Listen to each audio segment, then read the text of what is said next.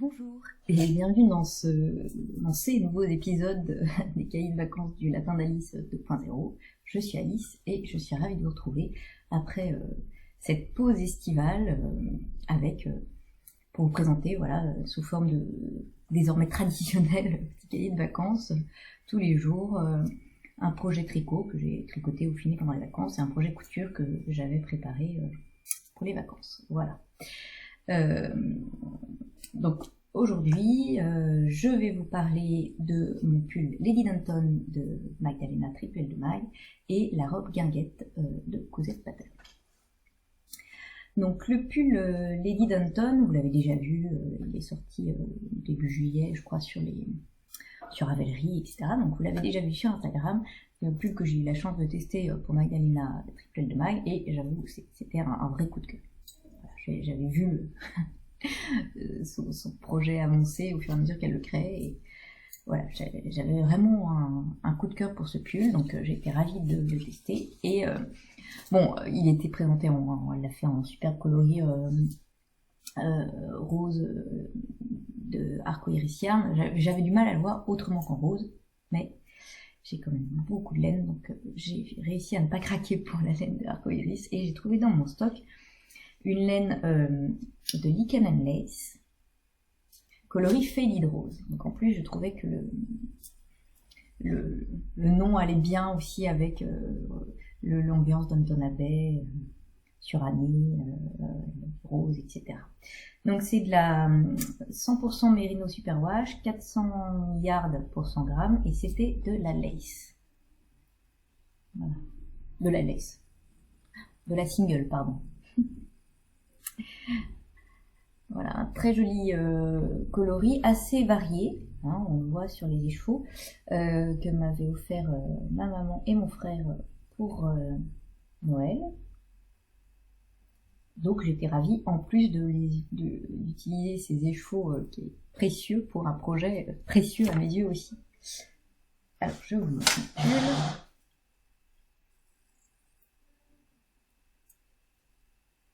Donc, vous voyez, on voit que les écheveaux étaient assez variés. Alors comme d'habitude, on le voit bien plus à la caméra qu'en vrai. Hein. On voit pas ce grand zigzag autant en vrai. Et j'ai alterné les écheveaux pour autant, mais bon, ça le pulling, ça range pas complètement. Et moi, ça me dérange pas du tout au porté. Enfin, ça se voit pas du tout en vrai. Donc le Lady Danton qui se caractérise par cette jolie dentelle devant et surtout cette magnifique dentelle sur les manches. Voilà. En dos en jersey et puis on retrouve des petits raglans croisés et puis une petite torsade sur le côté. Donc moi je l'ai tricoté en taille M et pour avoir le bon échantillon j'ai utilisé des aiguilles 3,5 pour le corps. Donc j'avais 3 écheveaux et vous voyez qu'il m'en reste un petit peu. Voilà, donc c'est un pull qui se tricote du haut vers le bas. On commence par monter un certain nombre de mailles et on commence par faire le col. Donc avec des aiguilles un peu plus petites qui sont des côtes torse de 2. Voilà. Ensuite, c'est une construction en raglan, donc avec ce que je vous disais, un raglan des types mailles torse, qui dessine un très joli raglan. On insère, on a des rangs raccourcis pour creuser un petit peu là, ça voit le devant est plus creusé que le dos. Et puis on insère au fur et à mesure la dentelle, on commence à insérer la dentelle sur les manches et sur le devant une fois qu'on a fini les rangs raccourcis. Donc on continue jusqu'à la fin des emmanchures, on laisse les mailles des manches en attente et on continue le corps. Voilà, avec un jeu de cintrage. Donc il est un petit peu cintré, on voit un peu la forme. Donc, et sur le côté, on retrouve une petite torsade. Voilà. Et on finit à nouveau par des côtes de 2 torses. Ensuite, on reprend les mailles laissées en attente pour les manches, et là, on tricote les manches en rond avec cette dentelle qui n'est... Bon, elle n'est pas si compliquée que ça. Moi, je trouve qu'elle rythme bien le tricot. Elle est assez agréable à faire. Donc, c'est pas des manches zéro cerveau en jersey, mais au final, moi, je trouve que ça rythme assez, en fait. Le tricot, allez, je finis tel motif, etc. Je trouve ça assez motivant, en fait, de réaliser cette dentelle sur les manches. Et puis, elle est tellement belle. Et on finit à nouveau par des côtes de 2 torses. Voilà, donc on fait l'autre manche pareil, et puis, bien, c'est fini. Voilà. Voilà. Donc, si j'arrive à vous le remontrer. Donc voilà. Il est pas très, il est pas, enfin, il est un peu court, pas cropped, mais un peu pas très long, donc ça c'est sympa aussi. Moi, ces derniers temps, finalement, je me mets à faire mes pulls ou mes gilets un peu plus court qu'avant. Avant, je faisais souvent 40 cm et je raccourcis un peu. Alors, est-ce que je me tasse ou non, mais enfin voilà, je pense que c'est aussi effectivement une tendance actuelle. On est des pulls un peu plus courts. Voilà, c'est un peu plus peut-être. Enfin voilà. Puis ça change aussi. J'ai pas mal de gilets un peu plus longs. Oui. Voilà, ça permet de changer un petit peu. Donc voilà. Alors je vous le passe. Même si ça n'ira peut-être pas avec ma tunique. La laine est très, très agréable à porter. Oui, ça va pas du tout. Et j'aime beaucoup, enfin voilà, j'aime beaucoup le rendu. Donc, pour moi, ça lui fait un peu d'aisance positive, mais c'est ce que j'aime. Non, ça reste. Alors là, j'ai ma tunique en dessous qui a des manches. Donc, vous voyez qu'il n'est pas très très long, mais bon, il a une jolie forme, un peu cintrée. Les manches sont de la bonne longueur. Moi, j'aime bien quand elles sont bien longues. Et puis, alors, cette dentelle magnifique. Enfin, voilà. Elle est superbe. Donc, je trouve que c'est un pull qui... Enfin, que voilà, que j'aime beaucoup, qui est très agréable, enfin voilà, tout doux à porter, et puis qui fait un effet vraiment sympa, quoi. Donc, j'en suis fan, je peux que vous conseiller. C'est pas une dentelle, c'est une dentelle qui en jette beaucoup, mais enfin, elle est tout à fait faisable. Donc, il n'y a pas de difficulté réelle, mis à part faire attention un peu à la dentelle, enfin être un peu concentré, mais il existe des dentelles bien plus difficiles. Voilà. Voilà le Lady Danton de Magdalena Trippel de Marie. Alors, pour rester dans les tons, je vais vous présenter la robe guinguette de Cousette Pattern que j'ai cousue avec un tissu acheté chez Cousette aussi. Alors, la robe guinguette, c'est celle-ci.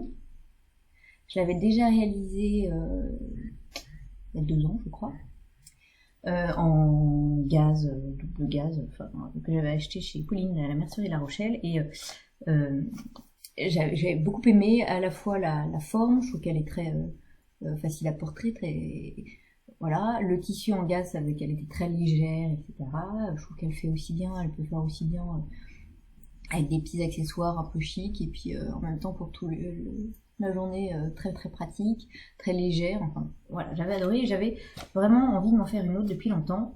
Et quand j'ai vu ce tissu chez Cousette, je me suis dit ça va être parfait pour ça. C'est pas une gaze, c'est un espèce de un peu un lange entre le lin et le lange, enfin relativement léger et transparent, vous voyez un petit peu, enfin on voit pas à travers non plus, non, avec des rayures roses qui brillent.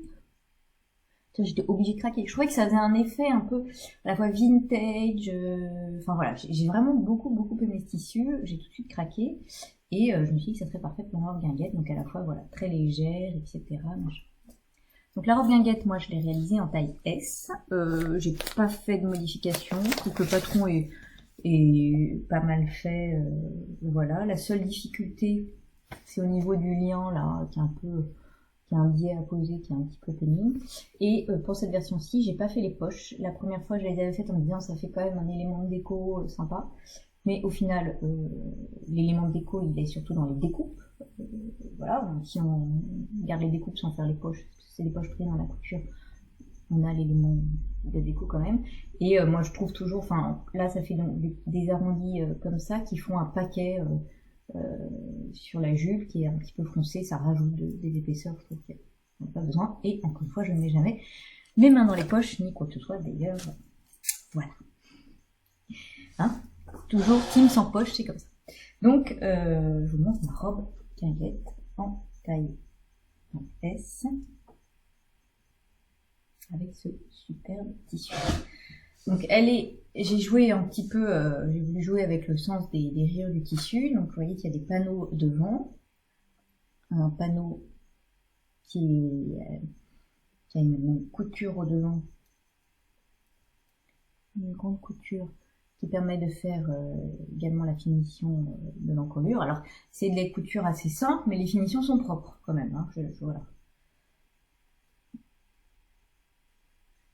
Ensuite, donc là j'ai mis les rayures horizontales. Ensuite on a des panneaux latéraux qui prennent les petites manches, là on a les rayures verticales. On a des bandes qu'on vient recoudre pour former les revers de manches. Voilà, donc pareil bien sûr de l'autre côté. Et puis on a une jupe qui est arrondie un peu comme ça devant et dans le dos dans l'autre sens. Elle est creusée dans le sens inverse dans le dos. Et un petit peu foncé, pas trop, mais un petit peu, très sympa.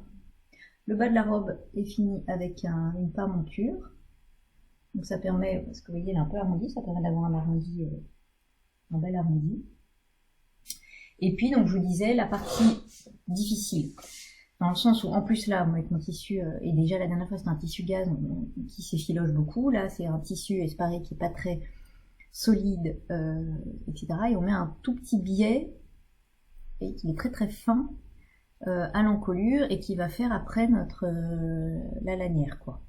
Donc ça, bon, ça mérite un petit peu de précaution et vous voyez que ça doit prendre la parementure là. Mais comme c'est très très fin, bah là et que le tissu s'effiloche, vous voyez de ce côté-là, ça c'est un petit peu c'est parti au porté quoi. Donc là je reprenne un petit peu ça, voilà.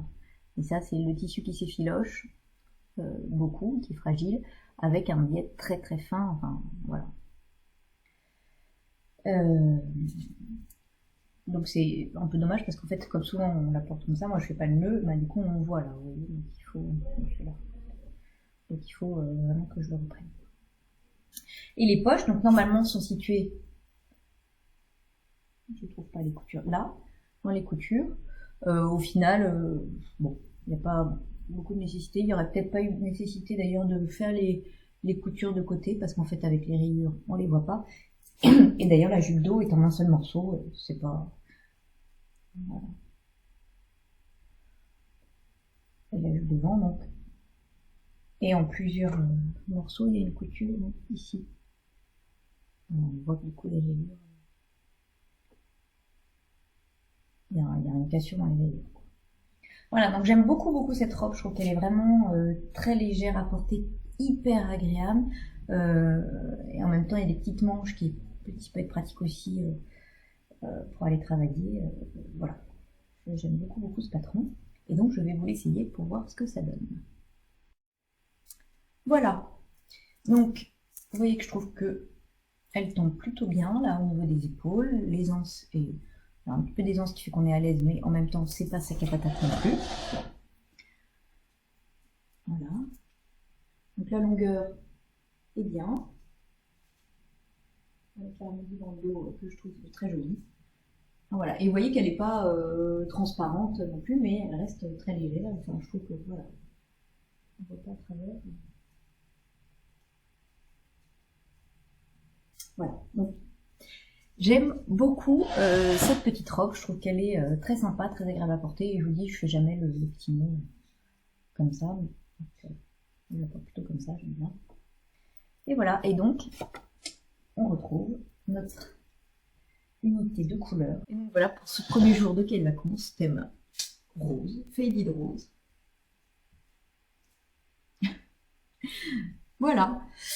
Donc bah, c'est deux pièces que j'aime beaucoup, alors que je ne vais pas réellement porter ensemble. Mais, euh, mais je trouvais que les rayures de ce tissu allaient particulièrement bien avec la couleur du pull. Donc voilà pour ce premier jour, ce premier cahier de vacances du Lapin Malice 2.0. J'espère que ça vous a plu et je vous dis à demain pour la suite. Au revoir.